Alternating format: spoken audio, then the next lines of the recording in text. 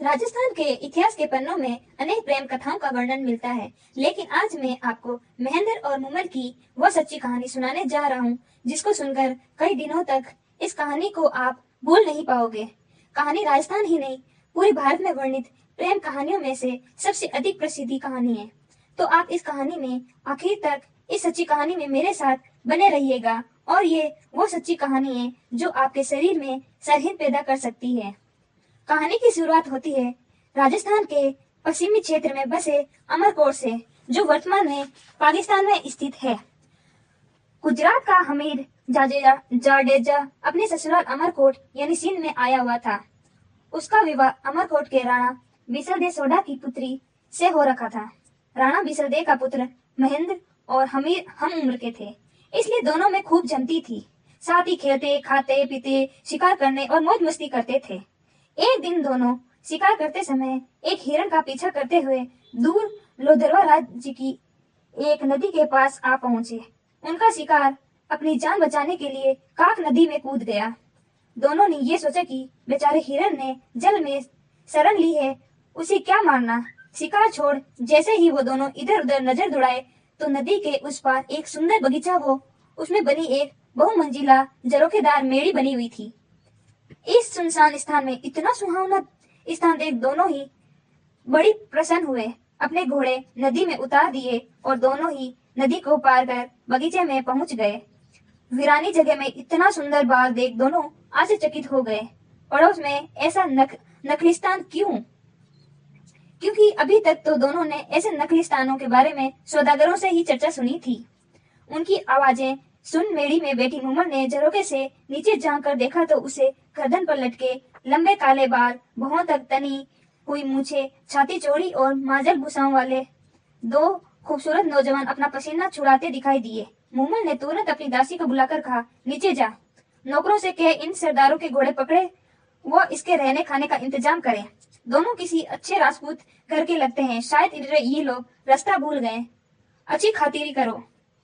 मुमल के आदेश से नौकरों ने दोनों के आराम के लिए व्यवस्था की, उन्हें भोजन कराया। तभी मुमल की एक सहेली ने आकर दोनों का परिचय पूछा। हमीर ने अपना वो महेंद्र का भी परिचय दिया और पूछा कि तुम किसकी सहेली हो? ये सुंदर बाग व झरोखे मेरी किसकी है और हम किस सुशिकनी के मेहमान हैं? मुमल की सहेली कहने लगी, क्या आपने मुमल का नाम नहीं सुना? उसकी चर्चा नहीं सुनी? मुमल जो जग प्यारी मुमल के नाम से पूरे माड़ यानी जैसलमेर देश में प्रख्यात है, जिसके रूप में यह सारा प्रदेश महक रहा है, जिसके गुणों का बरखान ये काफ नदी कल कल कर गा रही है। यह झरोखे मेड़ी और सुंदर बाग उसी मुमल का है, जो अपनी सहेलियों के साथ यहाँ अकेले ही रहती है। कहकर ये तो सहेली चली गई। तभी भोजन का थाल उठाने आया नाई बताने लगा, सरदार आप मुमल के बारे में क्यों पूछते हो? उसके रूप और गुणों का तो कोई पार ही नहीं है।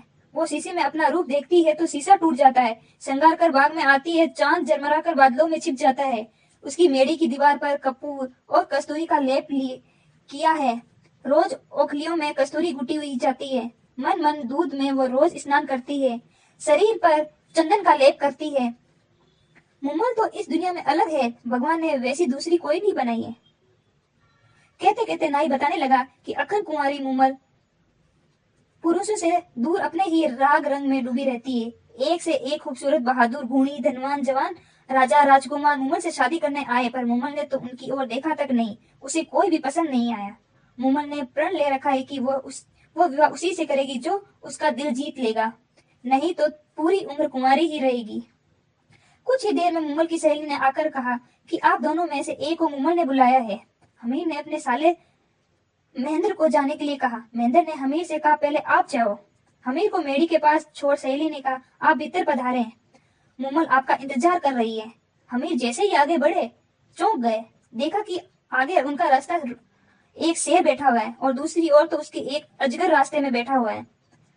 हमीर ने सोचा मुमल कोई डायन है और नकलिस्तान रचकर पुरुषों और अपने जाल में फंसाकर मार देती होगी। वो तुरंत उल्टे पैर वापस चौक में निकल पड़ा। हमीर वो महेंद्र आपस में बातें करते हुए तब तक मुमल की सहेली आ गई और महेंद्र से कहने लगी, आप आइए, मुमल आपका इंतजार कर रही है। महेंद्र ने अपना अंगरखा पहनकर हाथ में भाला ले सहेली के पीछे पीछे चलना शुरू किया। सहेली ने उसे भी हमीर की तरह चौक में छोड़ दिया। महेंद्र को अभी चौक में रास्ता रोके शेर बेट नजर आया। उसने तुरंत उसका भाला लिया और शेर पर पूरे वेग से प्रहार किया। शेर जमीन पर लुढ़क गया और उसकी चमड़ी से भरा हुआ भूसा बाहर निकल आया। महेंद्र ये देख मन ही मन मुस्कुराया कि मूमल उसकी परीक्षा ले रही है। तभी उसे आगे अजगर बैठा दिखाई दिया। महेंद्र ने भूसे से भरे अजगर के भी अपने तलवार के प्रहार से टुकड़े टुकड़े कर दिए। अगले चौक में महेंद्र को पानी भरा नजर आया। महेंद्र ने पानी की गहराई नापने हेतु अपने पानी में भाला डाला तो ठक की आवाज आई। महेंद्र समझ गया कि जिसे वो पानी समझ रहा है वो कांच का फर्श है। कांच का फर्श पार कर सीढ़ियां चढ़कर महेंद्र मुमल की मेड़ी में प्रविष्ट हुआ। आगे मुमल खड़ी थी, जिसे देखते ही महेंद्र ठिठक गया। मुमल ऐसे लग रहा है कि जैसे काले बादल में बिजली चमक रही हो। एड़ी तक चोटी, काले बाल मानो काली नागिन जैसे से जमीन पर लौट रही हो। चंपे की डाल जैसी कलायां, बड़ी बड़ी सुंदर आंखें, ऐसे लग रही जैसे मंद भरे प्याले हो। तपे हुए कुंदन जैसा बदन, रंग वश जैसे किसी सांचे में ढाल गए हो। पेड़ जैसे पीपल का पत्ता अंग अंग जैसे उफन रहा हो। मुमल का ये रूप देखकर महेंद्र के मुंह से अनायास ही निकल पड़ा, ना किसी मंदिर में ऐसी मूर्ति होगी और ना किसी राजा के रणवास में ऐसा रूप होगा। महेंद्र तो मुमल का ठगा सा दिखता ही रहा। उसकी नजरें मुमल के चेहरे को एकटक देखती ही रही। दूसरी ओर मुमल मन में कह रही थी, क्या तेज है इस नौजवान के चेहरे पर, और नयन क्या खंगर है। दोनों नजरें आपस में ऐसे गड़ी कि हटने का नाम ही नहीं ले रही थी। आखिर मुमल ने नजरें नीचे कर महेंद्र का स्वागत किया। दोनों ने खूब बातें की। बातों में दोनों एक दूसरे को कब दिल दे बैठे पता ही नहीं चला। न ही पता चला कि कब रात हो गई, कब सुबह का सूरज निकल आया। उधर हमीर को महेंद्र के साथ कोई अनहोनी ना हो जाए सोचकर नींद ही नहीं आ रही थी। सुबह होते ही उसने नाई के साथ संदेश भेजा, महेंद्र को बुलाया और चलने को कहा। महेंद्र का मुमल को छोड़कर वापस चलने का मन तो नहीं था, पर मुमल से कहकर मैं फिर आऊंगा, मुमल बार बार आकर तुमसे मिलूंगा। दोनों वहां से चल दिए। हमीर गुजरात अपने वतन रवाना हुआ और महेंद्र अपने राज्य अमरकोट। मुमल से वापस आने मिलने का वादा कर महेंद्र अमरकोट के लिए रवाना तो हो गया, पर पूरे रास्ते उसे मुमल के अलावा कुछ और दिखाई ही नहीं दे रहा था।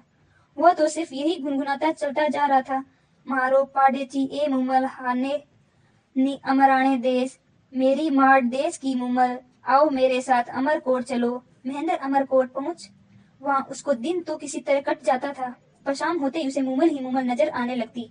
वो जितना अपने मन को समझाने की कोशिश करता उतना ही मुमल की यादें और बढ़ जाती। वह तो कहीं सोचता कि जैसे मुमल के पास पहुंच जाऊं, मुमल से मिल जाऊं। आखिर उसे सुझा कि उसने ऊंटों के टोले में से ऐसा ऊंट खोजा जो रातों रात लोदरवे जाकर सुबह होते ही वापस अमरकोट आ जाए। उसने अपने रायका रामू ऊंट चराने वाले को बुलाकर कहा कि आपके टोले में से एक ऊंट मुझे दे दो। रामू ने एक ऊंट चीतल नाम के ऊंट को, जो बहुत तेज दौड़ता था, वो उसे आसानी से रात को लोदरवा ले जाकर वापस सुबह होने से पहले अमरकोट ला सकता था।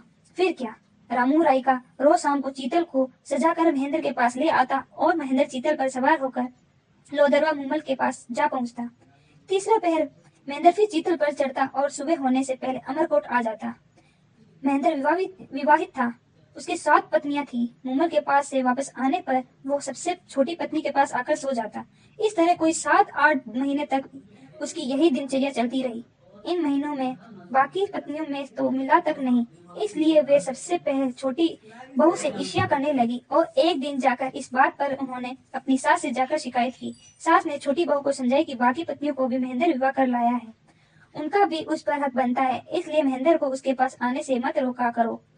तब महेंद्र की छोटी पत्नी ने अपनी सास को बताया कि महेंद्र तो उसके पास रोज सुबह होने से पहले आता है और आते ही सो जाता है। उसे भी उससे बात किए कोई 7-8 महीने हो गए।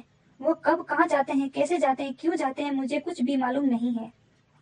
छोटी बहू की बातें सुनकर महेंद्र की माँ को शक हुआ और उसने ये बात अपने पति राणा बिसलदेव को बताई। चतुर बिसलदेव ने छोटी बहू से पूछा कि जब महेंद्र आता है तो उसमें क्या कुछ खास नजर आता है। छोटी बहू ने बताया कि जब वो रात के आखिरी पहर महेंद्र आता है तो उसके बाल गीले होते हैं, जिनमें से पानी टपक रहा होता है।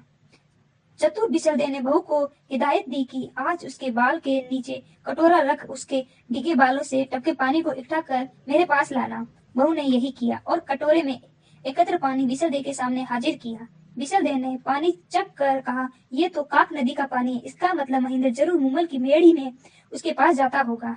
महेंद्र की सातों रानियों को तो मुमल का नाम सुनकर जैसे आग लग गई हो। उन्होंने आपस में सलाह कर ये पता लगाया कि महेंद्र वहां जाता कैसे है।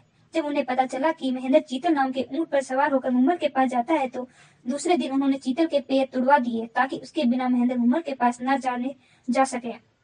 रात होते ही जब रामू राय का चीतल लेकर नहीं आया तो महेंद्र उसके घर गया। वहां उसे पता चला कि चीतल के दो उसकी पत्नियों ने पैर तुड़वा दिए। तब उसने रामू से चीतल जैसा दूसरा ऊंट मांगा। रामू ने कहा उसके टोले में एक तेज दौड़ने वाला एक टोरडी छोटी ऊंटनी है, तो उसकी सही कम उम्र होने के चलते वो चीतल जैसी सूझी हुई अनुभवी नहीं है।